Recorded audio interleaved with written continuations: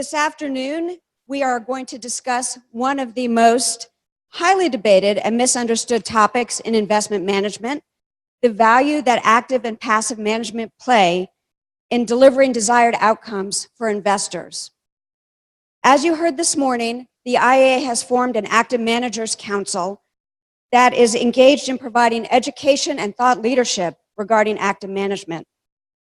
We believe that the binary passive versus active narrative is a false dichotomy. In fact, both active and passive management have important roles to play in investment management and in our markets. And investors and their advisors should be free to choose the approach that best suits their goals and needs. The speakers you will hear this afternoon will offer their expert perspectives on this issue in a series of TED-like presentations, followed by a moderated discussion. And here to lead the discussion is the Managing Director of Research and Innovation at FTSE Russell, Rolf Agatha. Rolf leads a global team in the creation of new index concepts and research on indexation, investment management, and the capital markets. Please welcome Rolf Agatha.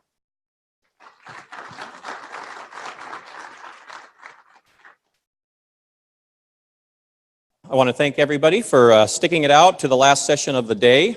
As Karen said, my name is Rolf Agatha. I manage the research team at FTSE Russell. We are an index provider. The research team at FTSE Russell, we're the ones that develop all these great new indexes that become the basis of all these great passive products. And increasingly, we spend a lot of time doing client education and client engagement.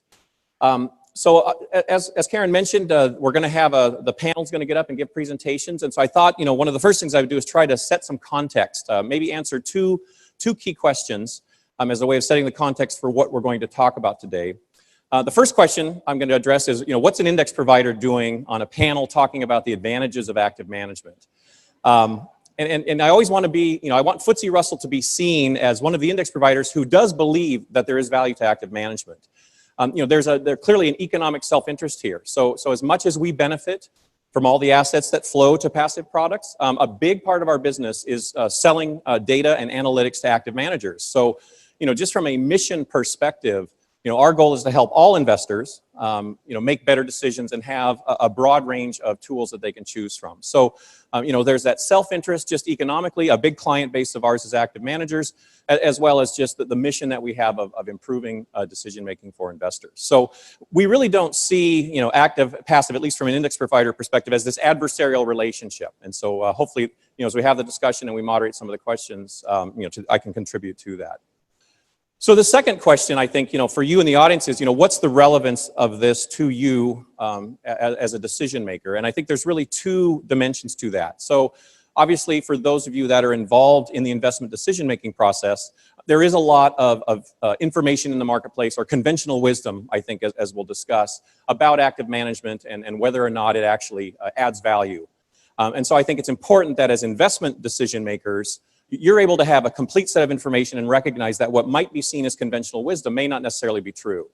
So we actually have the benefit of having a number of different perspectives on the panel. You'll be able to see, some of the academic evidence for the realities of active management. You'll be able to see from an institutional asset owner how they view active versus passive, and then even from the asset management or product provider side. So I think as investment decision makers, it's important.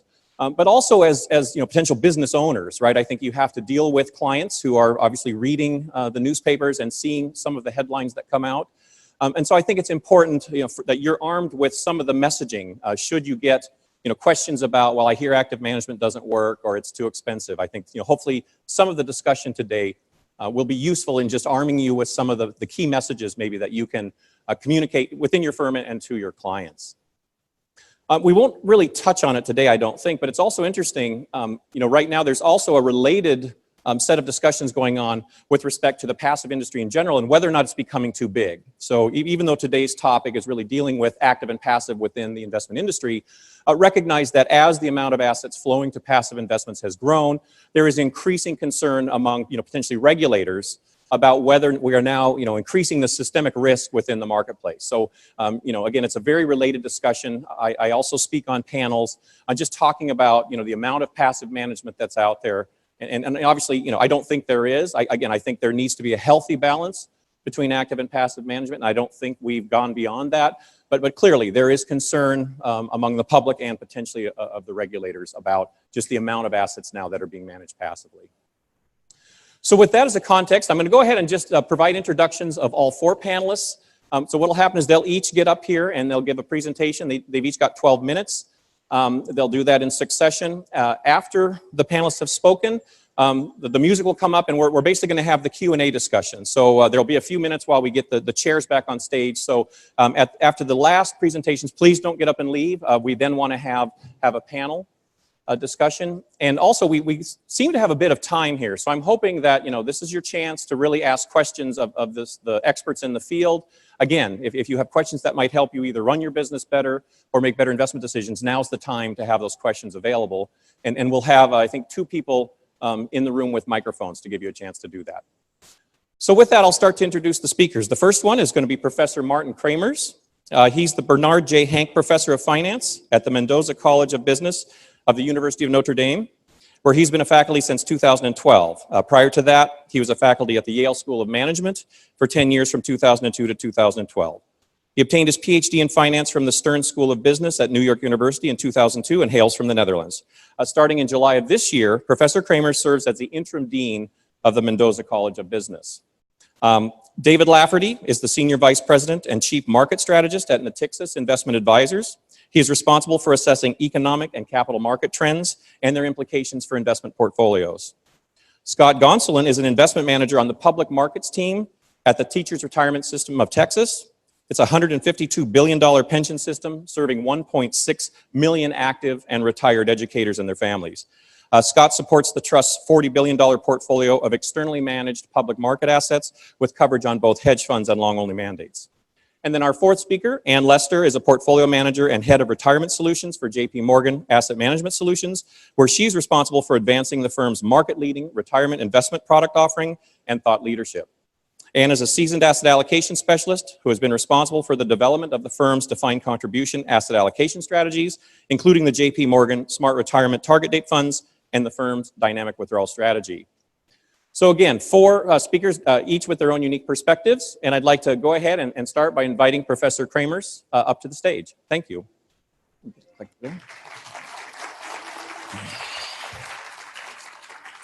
So thank you. And thank you all for coming, and I'd like to thank the organizers for this opportunity to share our research with you.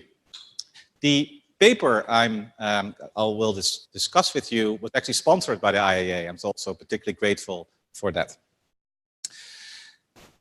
The title of the paper is Challenging the Conventional Wisdom on Active Management. And so what I'm going to do in the 12 minutes I have is first describe this conventional wisdom, and then go through the 3 points of this conventional wisdom one by one, and share with you what our conclusions are after reading over 300 different academic papers published over the last 20 years. So the 3 of us, this is joint work with John Fulkerson from the University of Dayton and Tim Riley from Arkansas. The 3 of us read collectively over 300 papers so that you do not have to.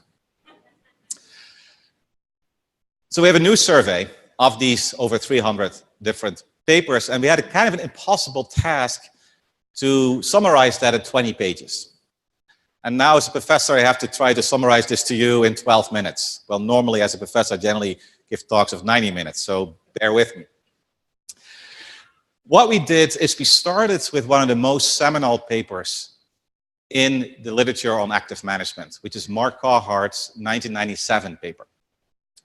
And his conclusions for us are the starting point for the conventional wisdom. And then we look at the 3 main points that he made. Our goal of our paper is to evaluate what is still true. To what extent does that conventional wisdom from 1997 still hold? Because a lot, of course, has happened in the last 20 years. So in our paper, we go into some of the things that have happened. Right? Many, many changes in the investment management industry, its size, its complexity. And so we go a bit in detail there, which I don't have time for today. Our point is to look for support for or against the conventional wisdom. Our conclusion is that the recent academic literature really challenges this conventional wisdom. That in general, we think the academic literature in the last 20 years has become much more positive about active management than the academic literature as of 1997. So here's the conventional wisdom. So Mark Carhart's 1997 paper, he concluded that in 1997, using his methodology and his data, that data did not support the existence of skilled or informed mutual fund portfolio managers. He wrote this paper in a fairly strong language and somewhat unconditional. So now it depends, not too much hedging. Okay? This is a seminal article with over 13,000 different citations. So for an academic finance paper, this is in the stratosphere. Okay? So this is a very seminal paper, which we argue, together with other papers, many of which we cite in our study, has created this conventional wisdom. That's three parts. First, the average fund underperforms after taking into account all costs. Second, yes, some funds outperform, but that outperformance does not persist. So the funds that end up outperforming are different every year, and so it's very difficult to predict which funds are going to end up outperforming in the future. Third, yes, some managers are skilled, but the skilled managers generally are more expensive. So after costs, right, the end investors do not benefit from that skill. Next, I'm going to go through these three conclusions and see what the academic literature in the last 20 years has to say about this. First, the average fund underperforms. The support for this is largely the sharp argument about the arithmetic of active management, thinking about active management as a zero-sum game. This is also driven by a certain static perspective on investing, and the market portfolio being the same for everyone and not changing over time. At the same time, there's a lot of empirical support for this. A lot of papers actually do show, even in the last 20 years, that on average, actively managed mutual funds do not strongly outperform over the long term. So this is the one conclusion where we say there's actually strong evidence for that for the average fund. Second, the performance of the best funds does not persist. The main support is the Carhart paper. Okay. Then third, some fund managers are skilled, but few have skill in excess of costs. There are various papers before 97 that document this. A very prominent, more recent paper is by Fama and French in 2010, where they also find this. As a result of this conventional wisdom, we've seen major changes, we think, in the market. A major shift away from actively managed to passive. So in 97, which we take as our starting point of our survey, about 8% of assets in the US mutual fund world was invested in passive products. At the end of our survey, 2017, that's about 40%. There's some literature that challenges this notion that the average fund underperforms. Most of these papers challenging this make a methodological point. Is that the methodology that is used in these studies to conclude this make a bunch of assumptions or use a certain methodology that biases you against finding outperformance. Okay. This is a somewhat technical discussion. We give some of the details in our paper, and I don't have time for those details right now.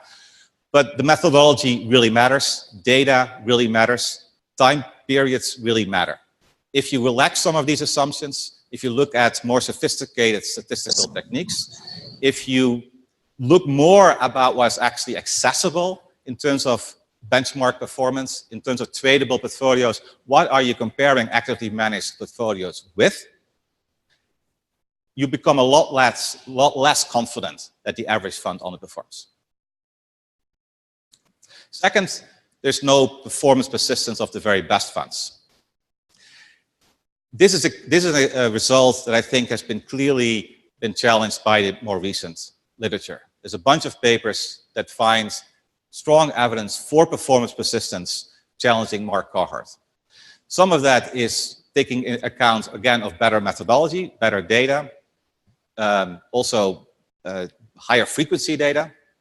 And a good example is the Bollen and Bussey paper 2005, that the 10 to 20% of top performers, they seem to have really the ability to perform more persistently over time. Then 3, some fund managers have scaled, but few have scaled after taking into account all costs. Here, there are many papers that also challenge this. One of those is by myself with Ante Peter-Justo in 2009, where we introduced a measure of active share, which is a basic statistical tool that compares the holdings of a fund to the holdings of the fund's benchmark. The point that we make is that many funds that say that they're very active may not be that different from their benchmark, so they don't have a high active share.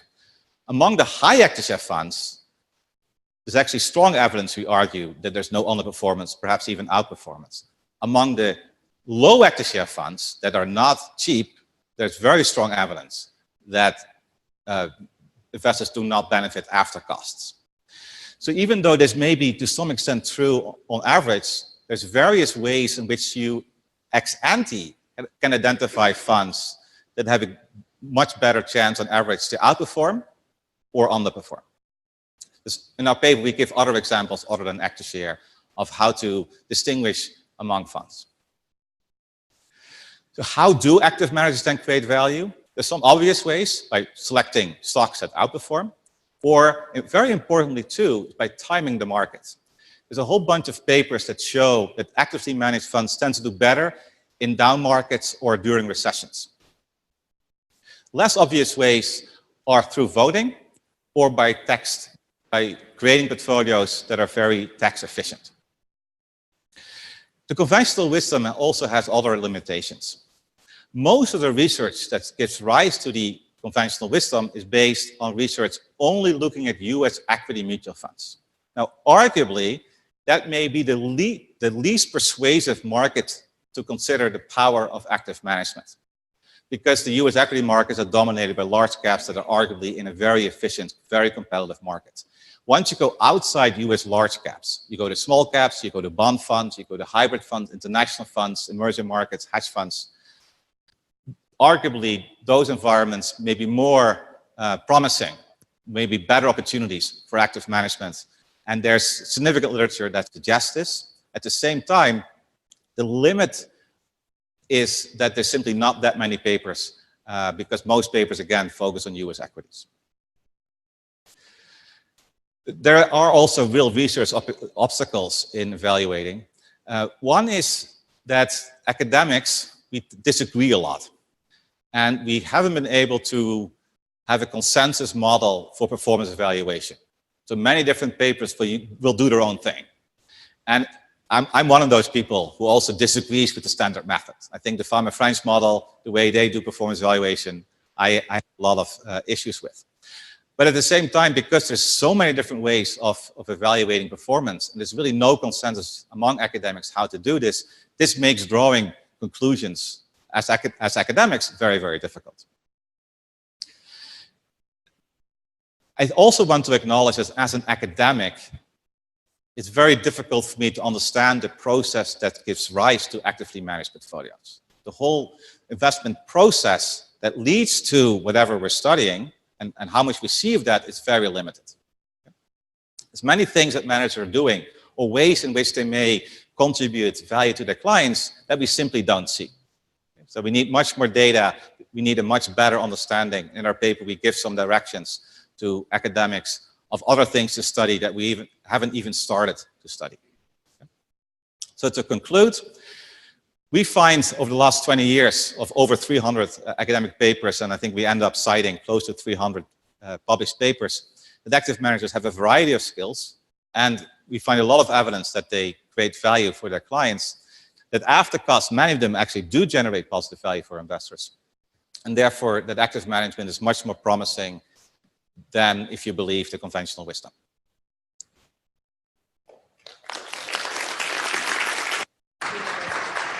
Thanks, Martin.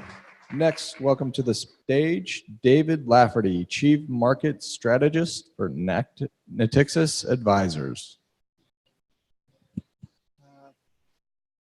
Well, welcome everyone. Martin and I did not talk about what we were going to do ahead of time, but I think you will see that my slides dovetail very well with a lot of the concepts that he's talking about. He talked about challenging the conventional wisdom.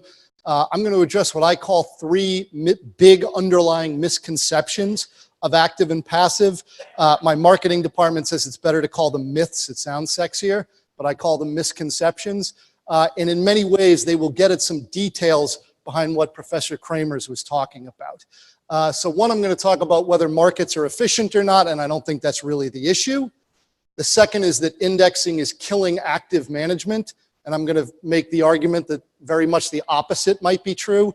And then I'm going to talk a little bit about whenever you get in an argument with someone who is a zealot on passive, they pull out this knockout punch that Professor Kramers has already referenced on the arithmetic of active management. And I'm going to address how we feel about that. So first of all, markets are too efficient. I doubt that market efficiency is a huge driver of what's going on here. In the long run, that might be true. We could look at lots of asset classes, and maybe in certain asset classes, the average manager is 50th percentile or 55th or 45th. But what it doesn't explain is the outliers, those periods of time when the S&P 500 is way up in the rankings or way down in the rankings. In 1999, the S&P 500 beat 80% of the large cap blend managers. In 2000, 80% of the active managers beat the S&P 500. So I doubt that the market was massively efficient in 1999, massively inefficient in 2000. I also don't think it's largely about manager skill for the same reason. It's unlikely that all these managers were idiots in 1999 and they became geniuses in 2000. So what do I think is really going on when we see active managers fall and rise in the rankings significantly? It's probably not driven by efficiency or manager skill.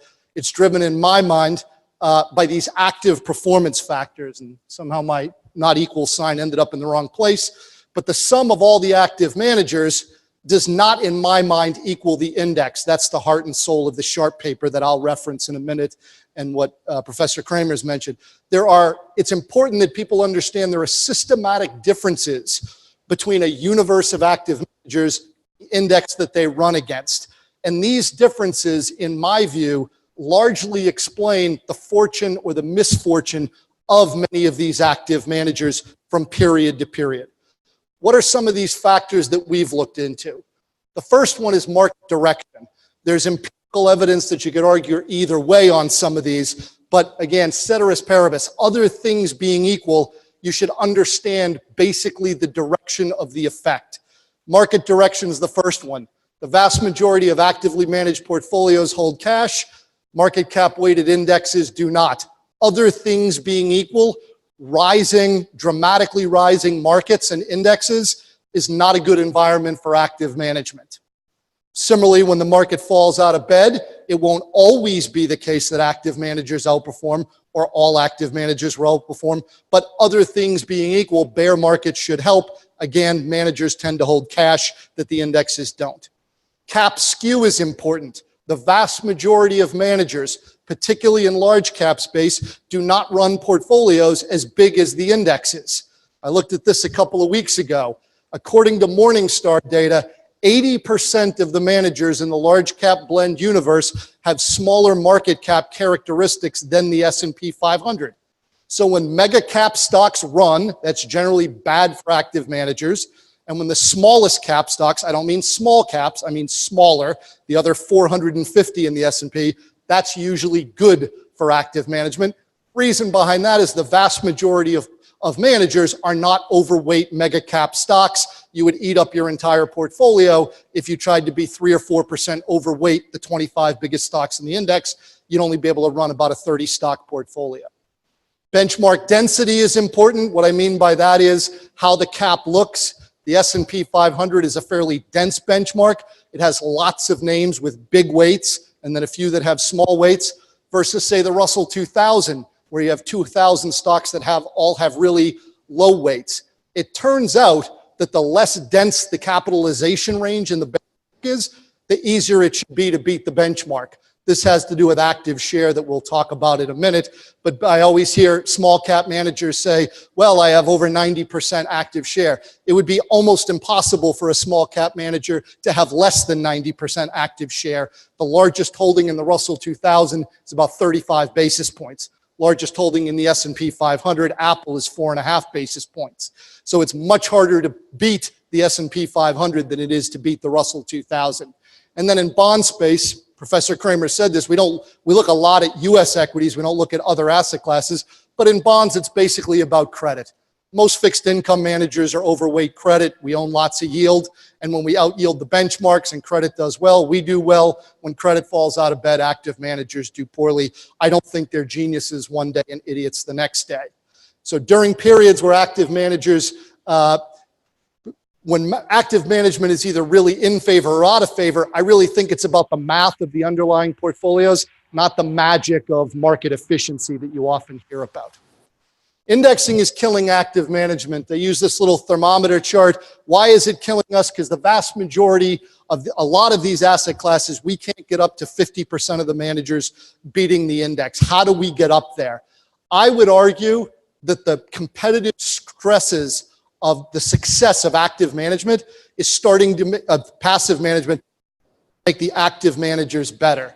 You've all heard the misquote of Charles Darwin, close to what he said, but not actually what he said, that it's not the strongest that survived, that the most adaptable. And I actually think that adaptability is what passive is bringing to the active world. I call this portfolio Darwinism. It's the idea that the competitive pressures of passive indexing is making active more competitive. If you want to see, I'll talk about this in 2 minutes in a second. But if you just want to Google this, I wrote an op-ed that got printed in 5 or 6 journals, periodicals around the world. You can just Google how passive indexing will save active management, and you'll get 1,200 words on this subject. In more like 100 words, 5 things driving this Darwinism. Fee compression. Chip Rome was almost right this morning. He said that the average fee is not coming down. The average fee is coming down. It's just not coming down very much. It's come down over the last 10 years by about 4 or 5 basis points. So think of a large cap growth manager that used to charge 80 is now charging 75 or 76. But what he was right about is the asset weighted fee is coming down dramatically. Okay? The money is pouring out of high cost share classes and into low cost share classes. And a lot of those low cost share classes are going to disappear and will no longer be structural underperformers left in the benchmark for that comparison. So again, moving up that thermometer should be good. The waning use of soft dollars, whole bunch of other things are driving fee compression. And remember that indexes are bounded theoretically by the zero bound on fees. Fidelity just launched 2 funds that have a 0 fee to them. Active managers can continue to reduce their fees. Most of the major market cap indexes are pretty much done with that. Ruthless pursuit of alpha, machine learning, smart data, data scraping, liquidity management, acquisition of cash. Portfolios are becoming more efficient. The death of closet indexers. Professor Kramer's has written the seminal paper on active share. Basically, high active share is winning the day. If you have lots of overlap with the benchmark, by definition, that capital can't beat the benchmark.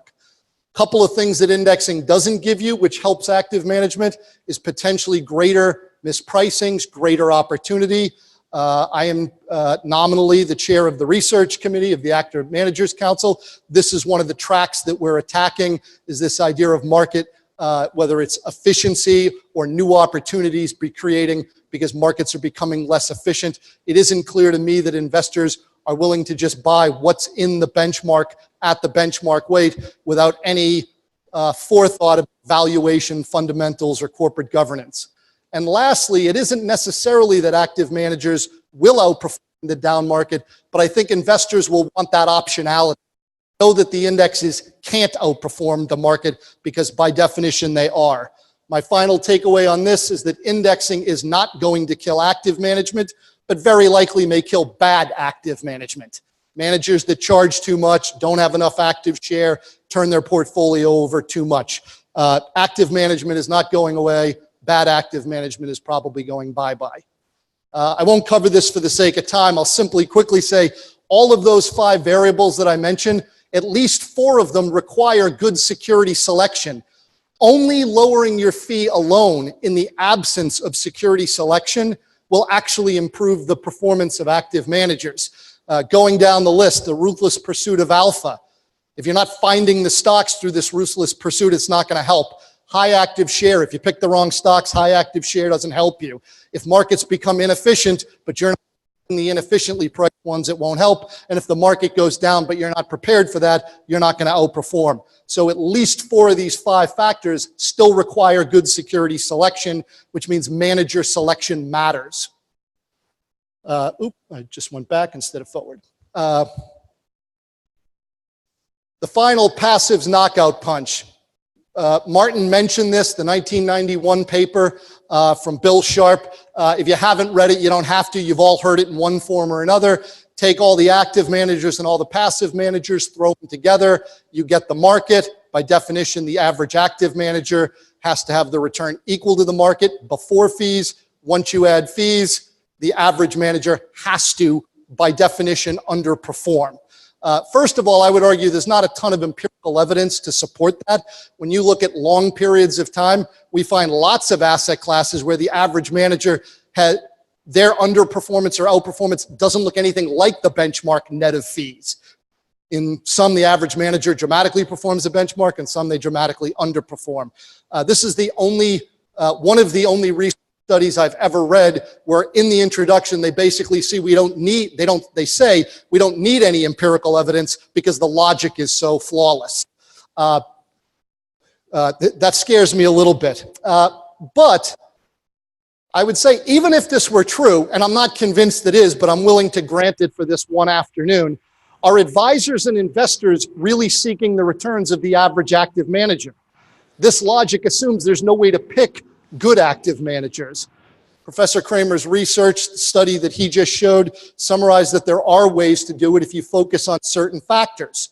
So how do we take managers who aren't making and get them up index or above the index? What percent of these managers can really outperform? Well, let's do a few things. Let's eliminate all the structurally overpriced funds. Let's eliminate all the funds that don't have enough portfolio flexibility or high enough active share to outperform. And let's eliminate all the funds that have really high turnover. Another factor that Professor Kramer's has highlighted in his research. Then what does the world look like? Do you still have less than a 50% probability? Well, I took the hardest asset class I could find to beat the benchmark, Morningstar's US Large Cap Blend, and did a very back-of-the-envelope calculation. There's all kinds of look-back bias in this. There's some survivorship bias. Very back-of-the-envelope, take it for what it is. The last 10 years, I use median statistics because not all the statistics are available for all the funds for the whole time period. But I did a simple sort. There are 563 funds. 94% of them outperformed. That was 17%, roughly. I then eliminated all the funds that didn't have 80% active share. I eliminated all the funds that were above average expenses, which the average was 109 basis points. And I eliminated all the funds that had greater than 50% turnover. That got rid of 93% of the funds, and now 16 outperform 39%. I didn't get up to 50. I picked a really hard asset class, but think of it this way. By doing a brain-dead due diligence screening that my 10-year-old daughter could do if she stole my Morningstar password, I just doubled your probability of picking an outperforming manager.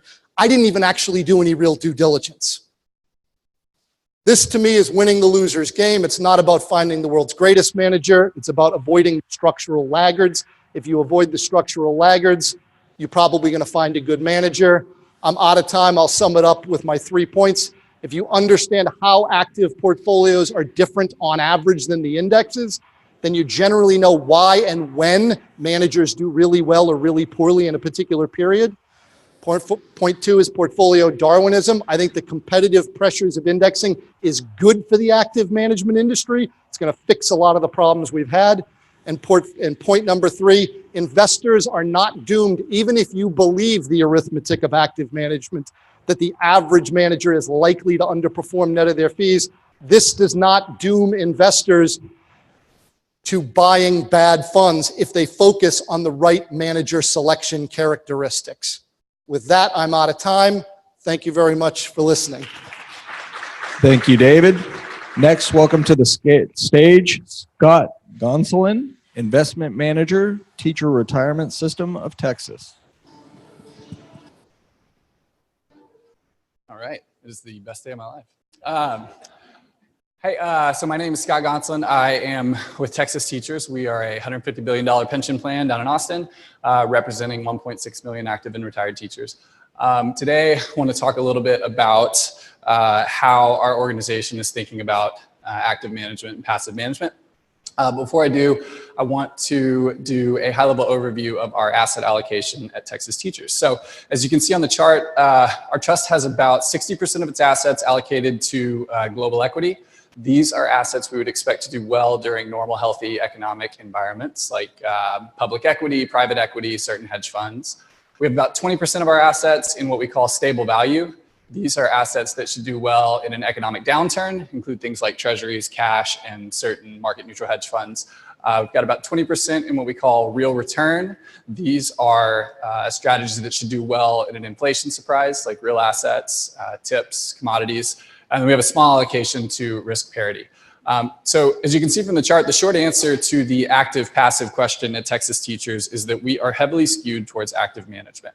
About 80% of our assets are managed actively. And the only material allocations that we have to passively managed strategies are our treasury portfolio and our tips portfolio.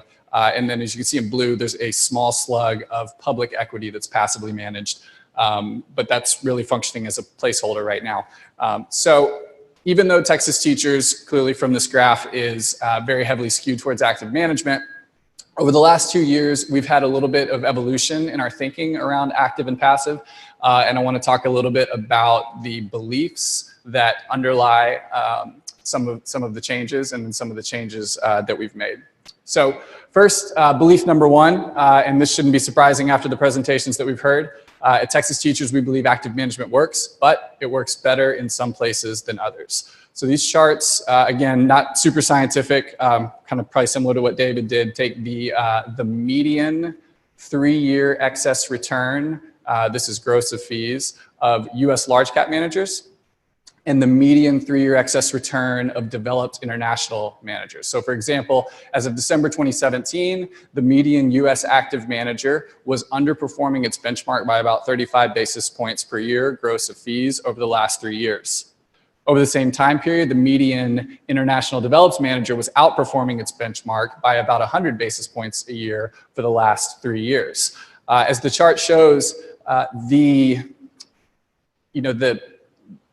excess returns of IFA managers over the excess returns of US managers have been pretty consistent through time, particularly since the financial crisis. And in fact, if you were to just pick a random IFA manager from this data set after the financial crisis, you have about a 75% chance of outperforming the benchmark.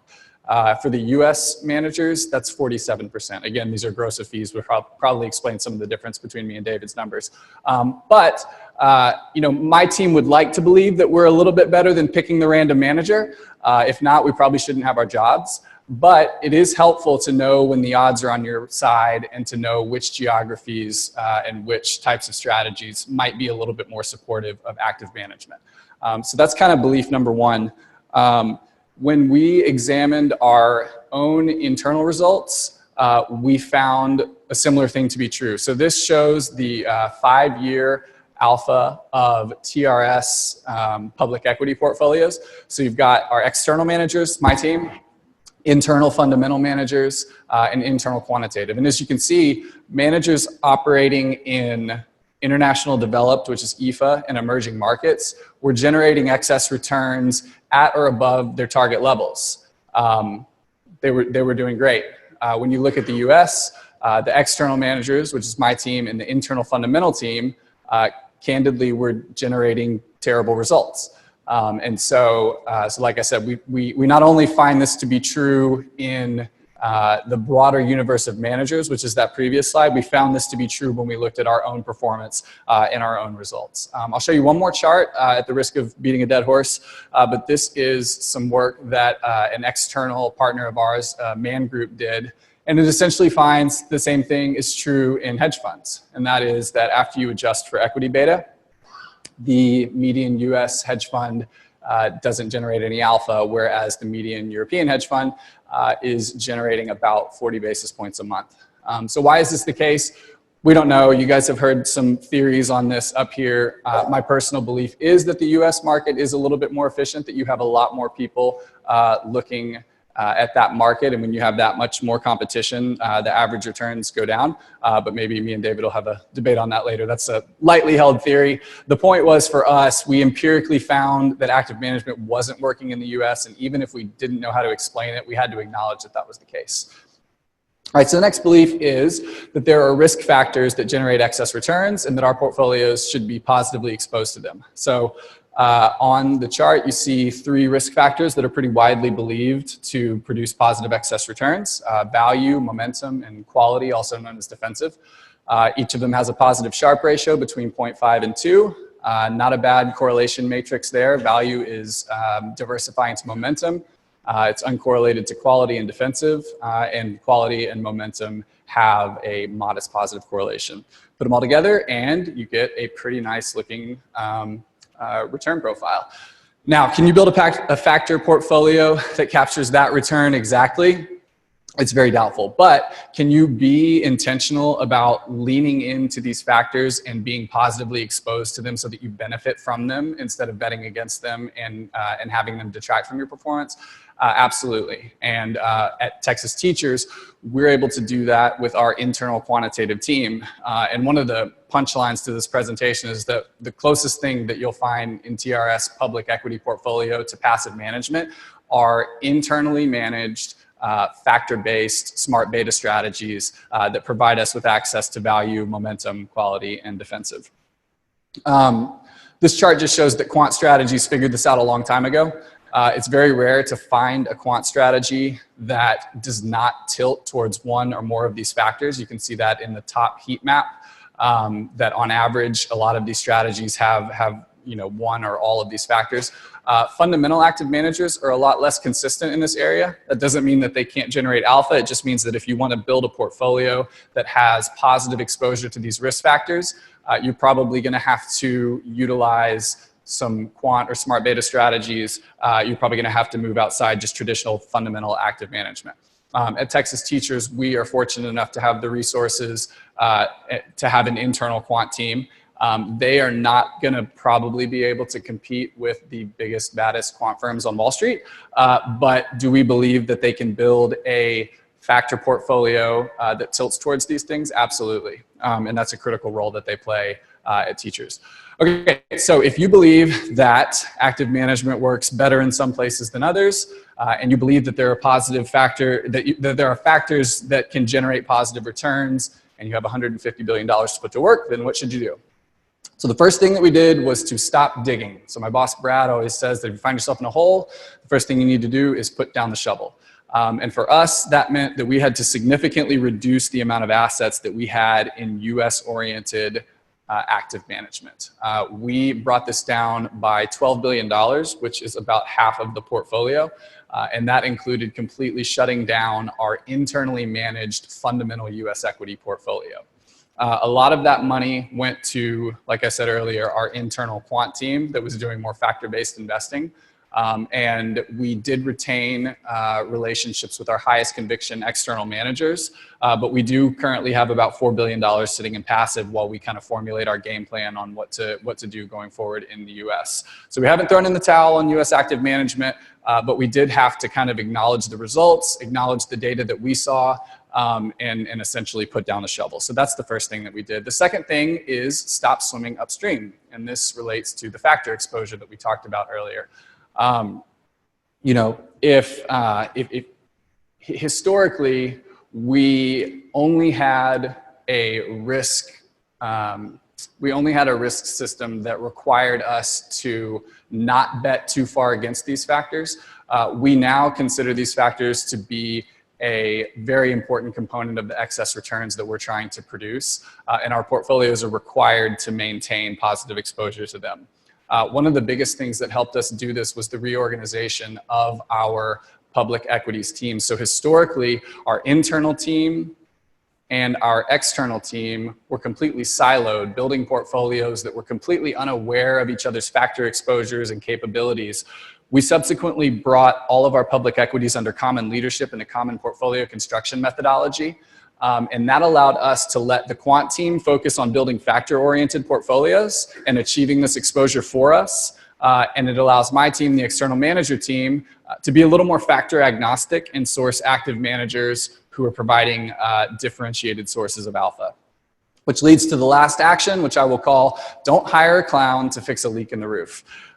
So if we have the capability of building factor-based portfolios, the last thing that we want to do is hire an external manager who's only building a factor-based portfolio. That would be like hiring a clown to fix a leak. And so my team, like I said, has become a little bit more focused on sourcing differentiated sources of alpha. Classic example of this is a lot of value managers believe that their fundamental research is the main component of their excess returns. And that may be true for some of them, but if you look under the hood for others, you'll find that a simple factor-based strategy might generate the same return as they did. And like I said, those are the types of managers that my external team is looking to avoid, because we don't need to pay people to do that. We can do that internally. So that kind of leads to the logical question of, well, then what is considered a differentiated source of alpha? And there's lots of answers to that question. A couple of examples where we still believe things work. One, traditional stock work does still work. We still do believe in it. We think it is more difficult in efficient markets like the US. We think it works a little bit better in international markets. But there are organizations that have the resources, the experience, and the discipline to execute a traditional fundamental stock picking strategy that works. So we do still believe that works. We believe that there are some great quant firms out there who are competing with Google and Facebook for talent, and that these teams have the information and the data and the resources and the talent to generate alpha even in the most efficient markets like the US. One of my personal favorites is specialists operating in less crowded or less efficient markets. So this could be a strategy this could be a Japan specialist strategy, a European specialist strategy, a China A-share manager, a healthcare fund that has a specific expertise in biotech or something like that. And so that is another place we think it works. We also think, I know activism is kind of a dirty word, but people who can create their own catalyst, create their own value, we believe that they're capable of outperforming as well. So those are just a few examples.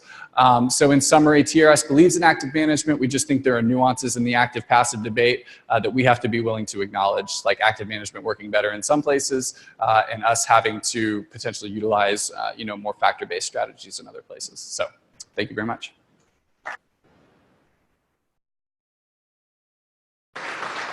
Thanks, Scott. Please welcome to the stage Ann Lester, Head of U.S. Retirement Solutions for Global Asset Management Solutions, J.P. Morgan Asset Management. I'm sorry. Those are probably the two hardest words in the English language to say. I'm sorry. Really hard to say. If you're an active portfolio manager, or if you are in the business of hiring active portfolio managers to generate results for your clients, you really don't want to have to say those words to your clients. I'm sorry. I'm sorry I underperformed. Sorry I'm overweight emerging markets. I'm sorry I picked somebody who is underperforming.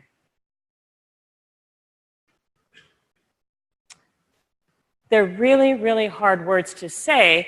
And when I think about what we are focused on doing on my team, which is generating outcomes for individual investors who are saving for retirement, we think it's even more important to think about the context that we are saying I am sorry in. Now, every day when I walk to work, I take the train into Manhattan, and I walk to our offices in Midtown from Penn Station, I make a point of looking for the delivery truck of our very first target date client, who is still a client of ours today. They are a very large consumer beverage company. I can always find one of their trucks anywhere in the world. I saw one this morning actually driving to the airport on the turnpike right next to me, an 18-wheeler. And I always think about that truck driver and think to myself, you are my client. That guy, it's almost always a guy, lugging the dolly, that crate of beverages over the curb, right? That is my client. And I was just thinking as I listened to all these explanations and conversations that we were just having today, which I found compelling. It's what I do for a living. Think about this stuff all the time. They would have no idea what we were talking about, and they don't actually care. If you think about your individual client sitting across the table from you, none of them care. My father asks me, what do you think about my portfolio performance? And I say, I don't know. What did you want the guy to do for you? Right? What outcome are you trying to achieve? So this notion that indexing never means having to say you're sorry is, I think, a very scary concept to start embracing, right? And why do we want to embrace it? Because those are such hard words to say. And I think especially when you are thinking about picking individual managers and individual asset classes, and as we've all described in US large cap equities, it's so tempting to default to this myth that means you're never having to say you're sorry. So if you buy an index manager and you're only focusing on the outcome of that asset class in that context, yep, you can say, I know exactly what you're going to get. Assuming the index manager is good, you're going to get the index minus their fee. I won't have to say I'm sorry, I'm safe. But you're not actually tying that to the outcome that your client is asking you to achieve for them. Certainly in the context of an asset allocation fund, and I will acknowledge freely that this is entirely self-serving, but when you look at the 5-year rolling returns of our 2030 fund, for instance, and look at the number of times it is in the top quartile, net of fees 100%. Outcomes are what we care about. Outcomes for a plan sponsor, outcomes for the truck driver, outcomes for your end client at the end of the day when you put all this together. Indexing means never having to say, I'm sorry. What is sorry in this case? Sorry is underperforming a benchmark. Sorry is not getting somebody to a safe and secure retirement. That's how I think about sorry.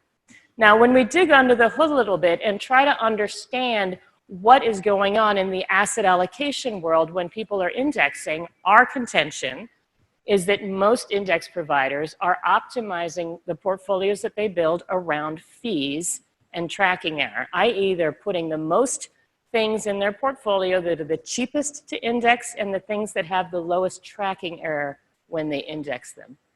We did an analysis a couple years ago, and if we tried to replicate our target date glide path with Vanguard's index funds, our fees would be twice as high as Vanguard's, because the things that they don't include in their glide path and the weights that they put them in at skew wildly the cost for the end client.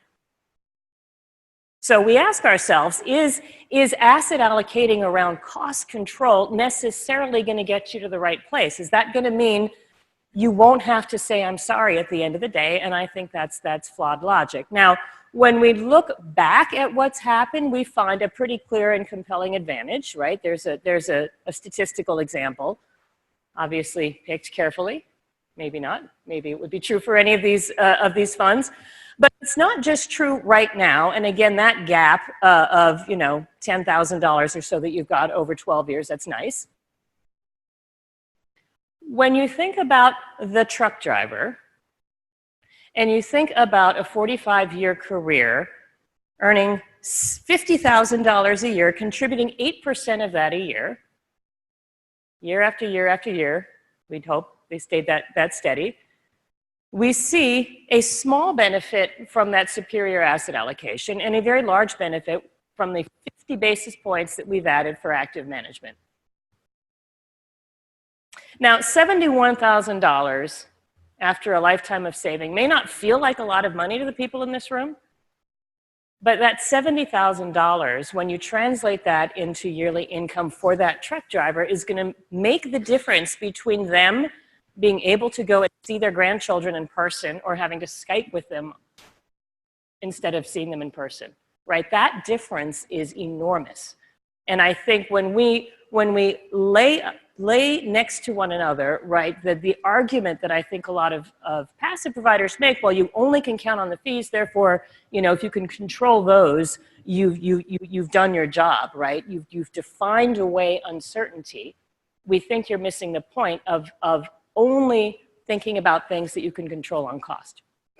Now, I live in the 401k world. Litigation is an ever-present conversation.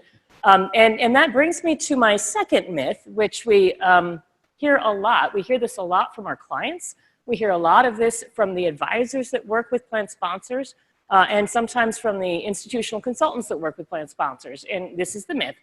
If I hire somebody cheap, I won't get sued. And this myth is, I think, particularly dangerous because it goes at the heart of what it means to be a fiduciary. To be a fiduciary is to put the interests of your participants in front of your own. And there have been a series of court rulings that have, I think, rather soundly beaten this myth. This is in particular from the Ninth Court, is, I think, important. Fiduciaries have the latitude to value investment features other than price and indeed are required to do so. Now, again, I cannot tell you how many times I have had someone say, we'd like to hire you, but you're more expensive and we'll get sued. This is an absolutely frank conversation that happens.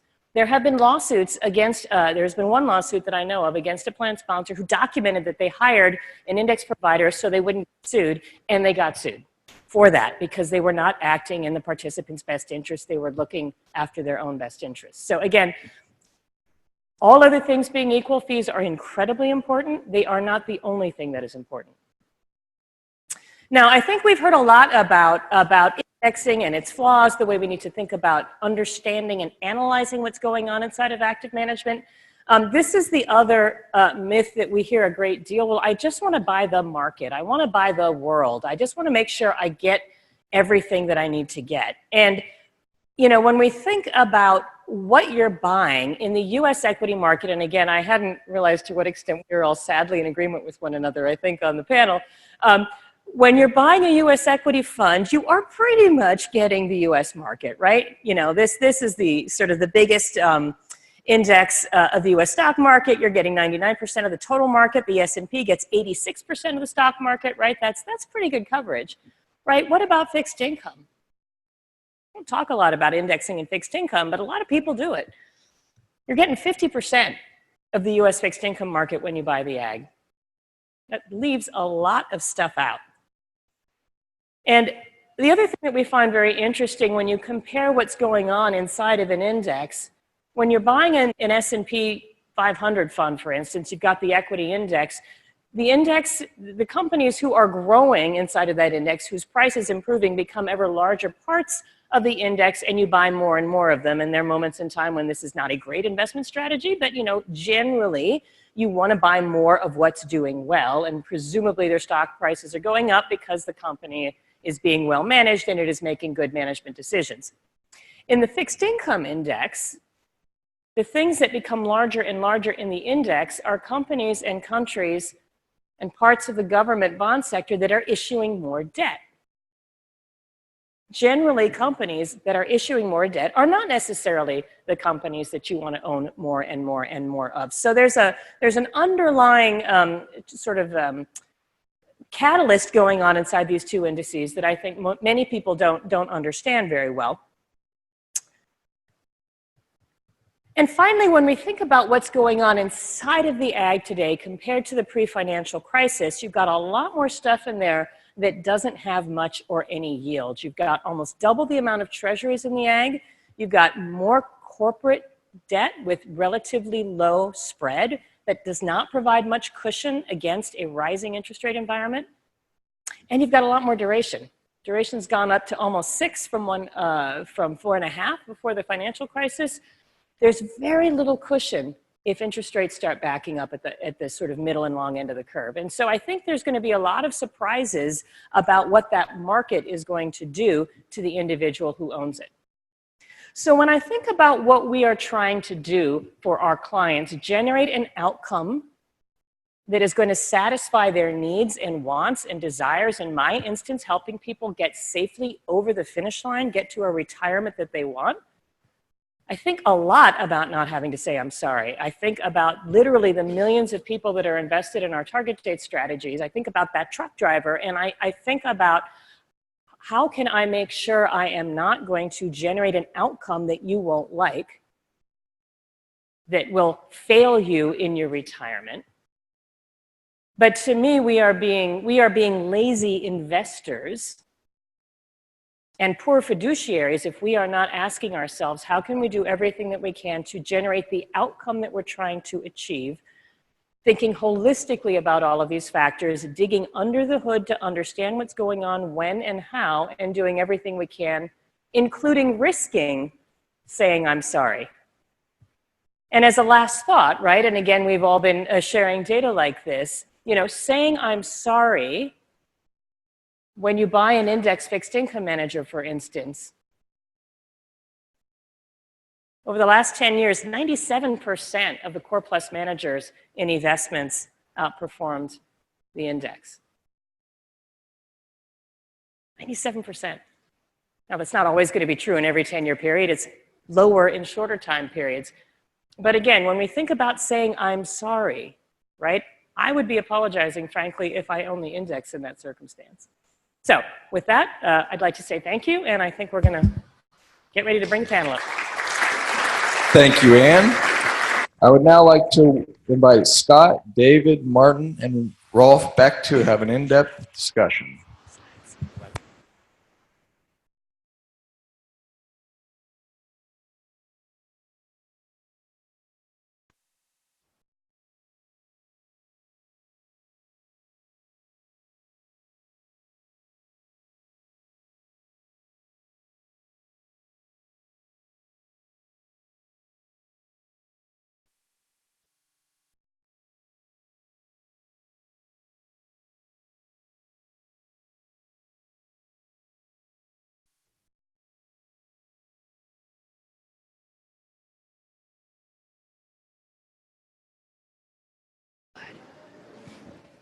All right.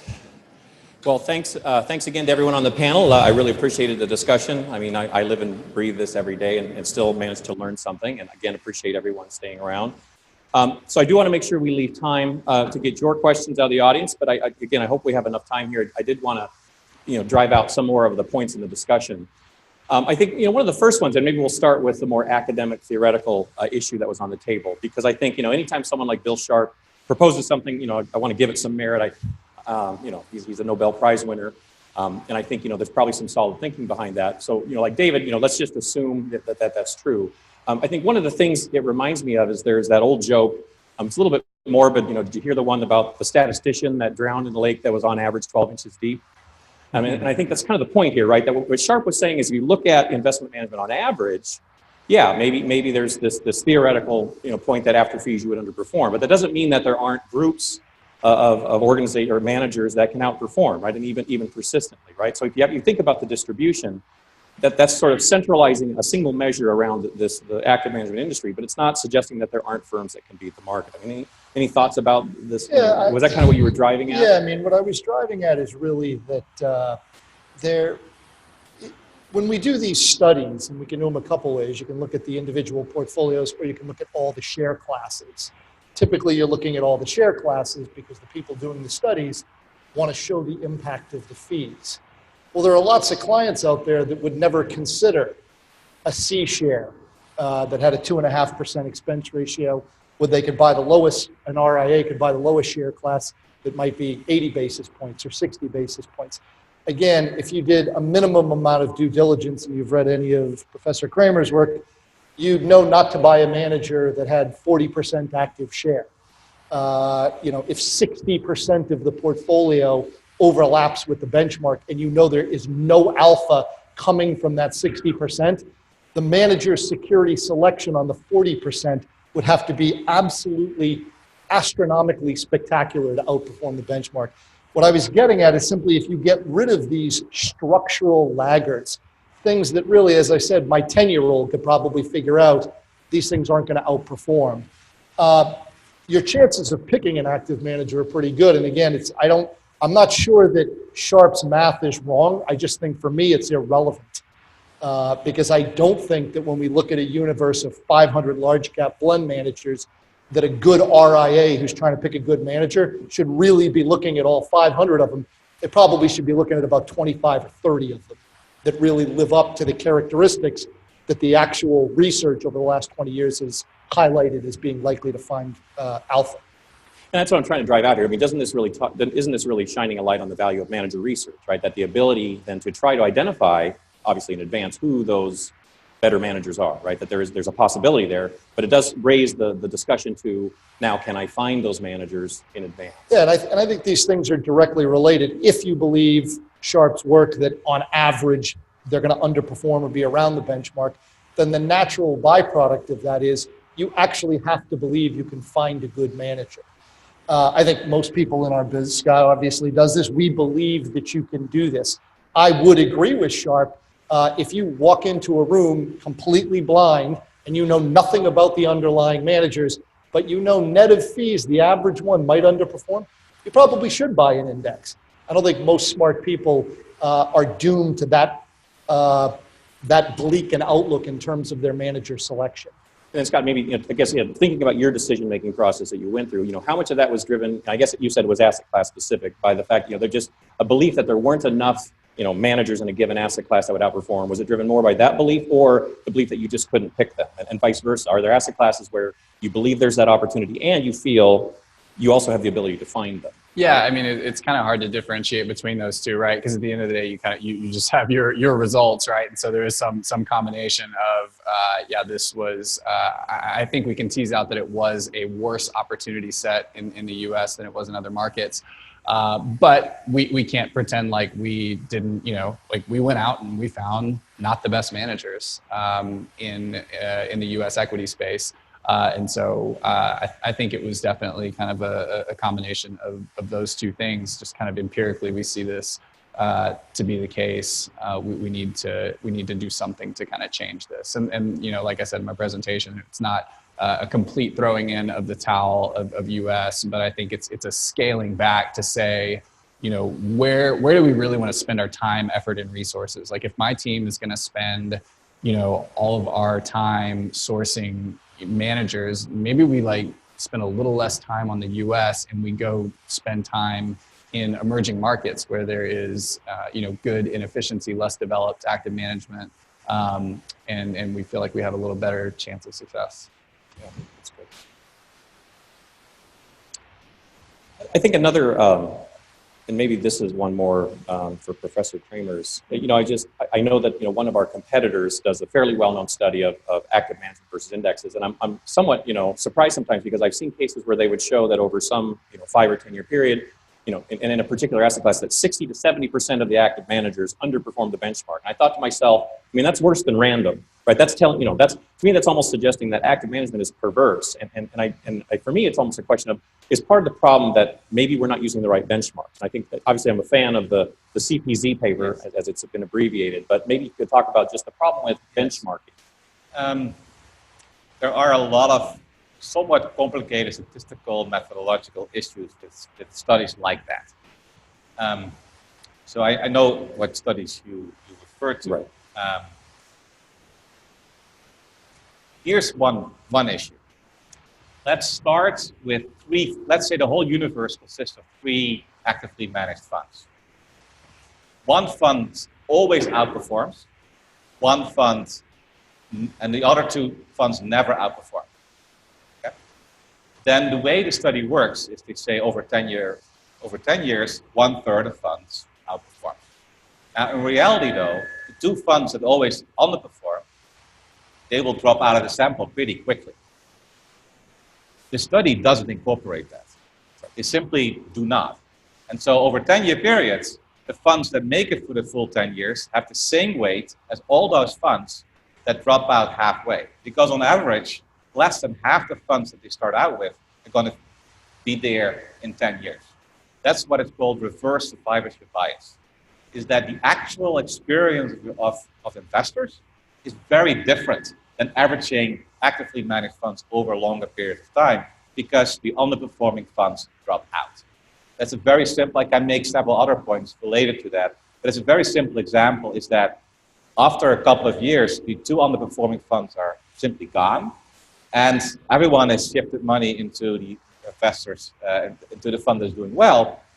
And so the average experience of investors is much better than 1/3. Because again, isn't it true? I mean, if you ignore the sort of the survivorship issue that, you know, again, if I'm just randomly picking managers, right, on average, if the zero-sum game is true, I should expect to perform, you know, do better 50% of the time, right? I mean, it's an extreme case. That's right. But that has all kinds of assumptions that may not hold, right? I think what Sharpe was thinking about is really data. I don't think he was thinking that much about what is actually contained in those portfolios, because at the time when Sharpe was writing his papers, we had very limited data on what active managers were actually are doing. Right. If you actually look under the hood and you look at the holdings of actively managed funds, these portfolios, at least if they have high active share, look substantially different than the index. And once you see that difference, I think his argument, becomes less compelling. Right, right. And I think another element that I wanted to drive up, you know, I think, Anne, coming from your presentation was, you know, I think this notion of active, passive, and, you know, an active, you know, underperforming is obviously very specific to a, you know, a specific activity of stock picking. And, you know, so the question is, but is that all it's about? And I think, you know, your point about that, you know, that potentially investors need to realize that, you know, while that's important, that, you know, that the notion of, you know, getting the best performance for some level of risk, that there's a whole broader range of, you know, the outcomes are important. Even something like just, you know, servicing clients or, you know, keeping them calm, you know, there's all those qualitative areas. I just think sometimes there's too much focus on, you know, the very quantitative measure of, you know, what's my excess return. And yet, you know, in theory, what people are getting paid for, it represents a broad range of activities. Well, you right? just hit on a point that I get cranky about sometimes, which is, you know, most individuals have a portfolio that's made up of multiple asset classes, and there is no market for that. Like, you can't buy the market, right? Especially if it's a risk-adjusted portfolio. You're buying somebody's efficient frontier, I hope. You're buying somebody's definition of what should be included on that efficient frontier. And right there, you're definitionally in a whole series of active decisions.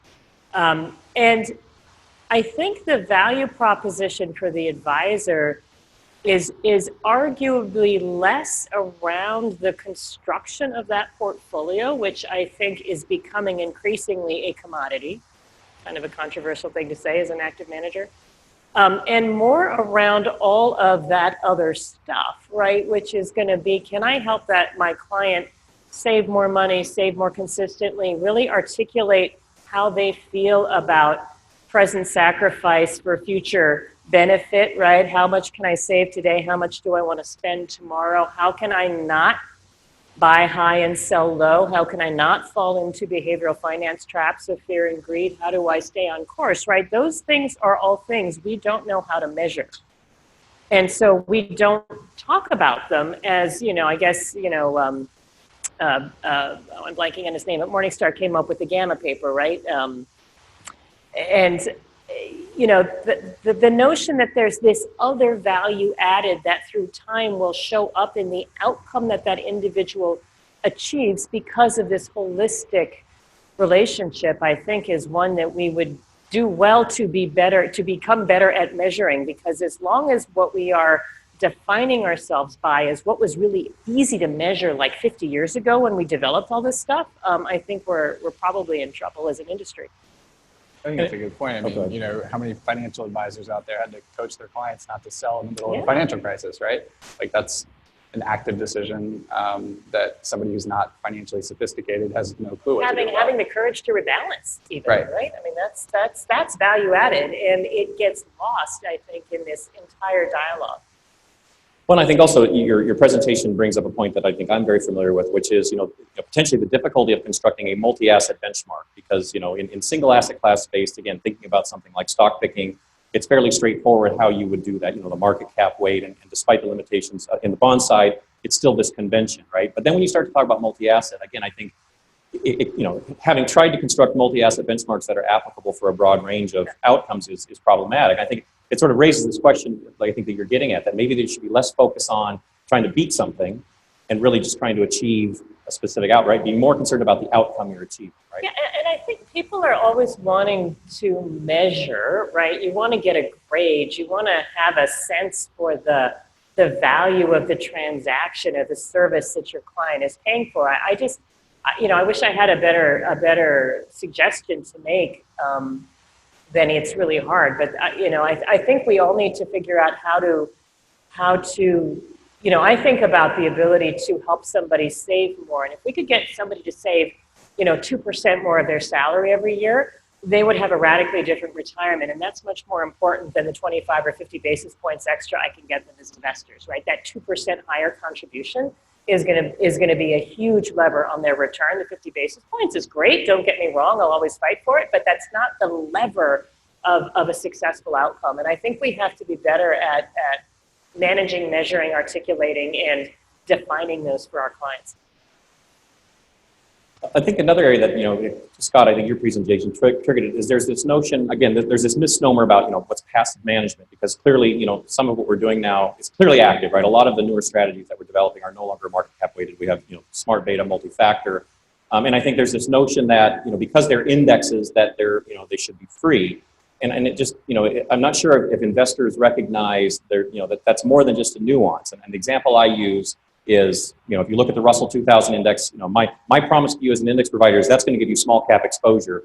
But I'm not taking a view about the small cap premium, right? As the index provider, I'm not holding that conviction. That conviction now is being placed on the investor. And I'm not sure do investors realize that by investing, even in a broad market index that might be U.S. equity or small cap equity, that there's an active decision they're making to be, allocated there, potentially overweight or underweight. I mean, do you think, and for anybody, right, do you think that investors recognize that there really is a very active decision even when you're using an index vehicle?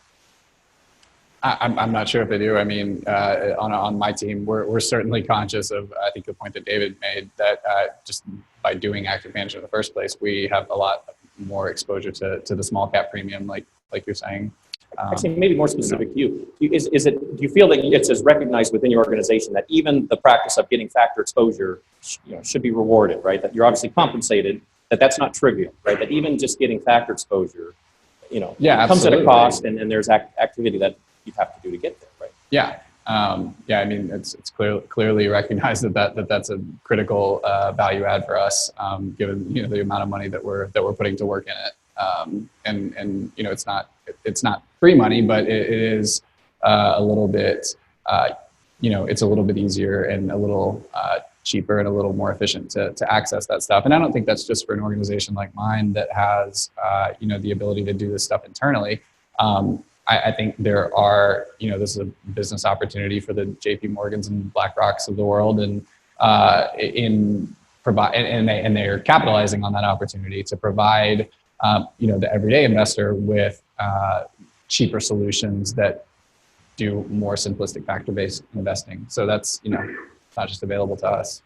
Yeah. Again, anyone else? Do you feel that investors recognize the active decision they're making when they invest in a passive vehicle? Yeah, I mean, I see this all the time, that they, this was, it came up this morning a little bit in Chip Rome's presentation. He clearly threw alternatives under the bus and highlighted the great presentation, but I always want to throw myself out of the building when I see this incredibly misleading comparison of alternative strategies to the S&P 500. Every single category he listed has less than 70% of the risk of the S&P 500. It was back in the 80s when you could have 70% of the risk and beat the bench and beat the S&P 500. Those days are long gone. These decisions have to be made on an asset allocation basis, to your point. If I want, I should be okay making the asset allocation decision that I'm willing to underperform the S&P 500. I don't want pure equity beta. And I should be okay with that if I'm only taking on 50% of the risk. If I get 70% of the return at 50% of the risk, that's alpha. That's an asset allocation decision. And I don't actually care that I didn't beat the S&P 500. The S&P, the problem with clients is, as my old boss used to say, when the market's going up, they all want excess return, their relative return, and when the market goes down, they all want absolute return. They don't want to lose money. And you can't run an active equity portfolio to deliver both simultaneously. Yeah. So I just have one more question, then we'll open up to the audience, and maybe this, more for Professor Kramers or anyone else. I think, as I mentioned, there's also this related concern about, that there's the more passive investment you have, there's this systemic risk now in the financial system. But I think there's also, there's this potential theoretical argument that, at some point, if there's too much passive investing, all of a sudden we'd start to see more pricing distortions. That in theory, there's a limit to how much of the market can really be passive before active managers step in. And I think relating to this notion that, the U.S. large cap equity space is pretty efficient. But isn't there a chance that, again, that depending on, where the money's going, that could change, right? That this is not a perpetual, persistent situation, right? Yes, yeah.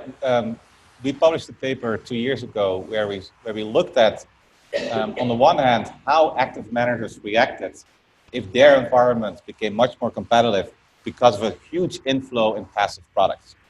And our results are really consistent with your story, is that basically Darwinism and competition works. In markets, and including very much US markets, it's become much more competitive for active managers because data has become so cheap.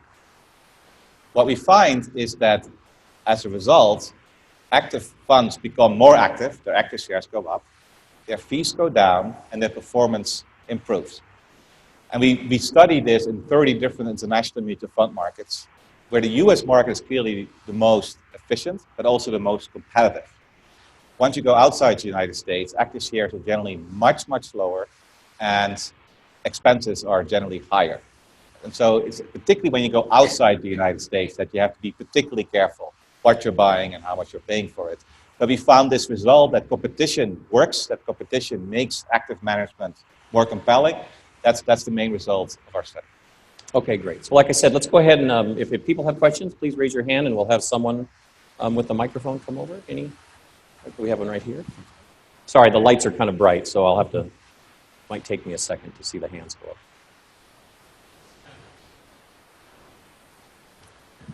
Son? Yep. This is a follow-on to that last question, and since 2009, one of the charts showed it was much more difficult for U.S. large cap to outperform pretty consistently since then. Has there been research work that has looked at the riskiness of the indexes, particularly during this last 8 or 9 years? That's a great question, and you're right. The last 10 years have been relatively challenging for the more active managers in the United States. Part of this, I think, is because small number of names, the largest stocks, have driven the market. If the largest stocks drive the market, almost by construction, it's very challenging for active managers. That's an explanation, perhaps not an excuse, right? But almost by construction, active managers are more likely to have smaller names, more value, less liquidity. The last 10 years were markets where the mega caps, the growth, and the liquid assets have outperformed. That will not persist for that long. I think it's remarkable how long that has persisted. And I think the market has already been changing, and I think the last couple of years have been better for active management. It's very hard to predict this, of course, but my intuition is that cannot last that long, and when that changes, that's going to, again, active management will have a much better chance to outperform. Yeah, exactly. Well, in my view, if the index performance is driven by a small number of names, that's potentially much more risky, right? The FANG stocks, that's really been driving the index for the last couple of years. If Amazon and Facebook, et cetera, and Apple, if they underperform, then as an index investor, you're very, very heavily exposed to a small number of names. So I wrote about this in a research note last month talking about index concentration. And if you look at the last 4 years, the S&P 500 has become about, depending upon which measure you use, about 25% more top heavy in terms of the highest names and some other metrics we look at. It's actually less concentrated than it was in 1999, but that misses a subtle point about technology overweight. Basically, the index is less concentrated than it was in 1999, but it has the same tech concentration as it had in 1999. The argument that you often hear from some index people is that, well, when we get a big sell-off, it won't really matter that all this money poured into indexes because all the money that's in the indexes would have been in the active managers. And my answer is, well, that's sort of true, but not quite true for the reasons we were just talking about. Yes, all the names would have been in an active portfolio, but not at the same weights. They would be in the index at bigger weights, which my answer to this, to directly to your question is, I believe the indexes have become slightly more risky. I don't think it will matter for the average investor. If the stock market falls 40%, but it actually falls 42% because of more money's poured into indexing, your client's going to be pretty aggravated that they're down 42%. They're not going to care that they only would have been down 40% if all this money didn't flow into passive. I think theoretically it's a good argument. I don't think it's going to matter retrospectively. Yes. Have there ever been, and I know there are a lot of Dalbar studies on investor behavior, but to your knowledge, is there any, have there ever been any on investor behavior using strictly passive indexes, especially during times of market turmoil? I can't speak to the studies, but I have a guess about human nature. When the market falls a lot, if you have good client service, if you're an active manager, you usually have a pretty good explanation for why what you owned is down. The passive manager has no explanation. I owned it because it was in the benchmark. My theory, or at least my thought, is you would hope that the average investor would stick with an active manager longer and not sell during the down market if they had good client service and ex-ante reason to believe that performance would rebound. None of those things exist in a passive strategy because the stock wasn't bought for a particular reason. It was bought because it was in the index at that weight.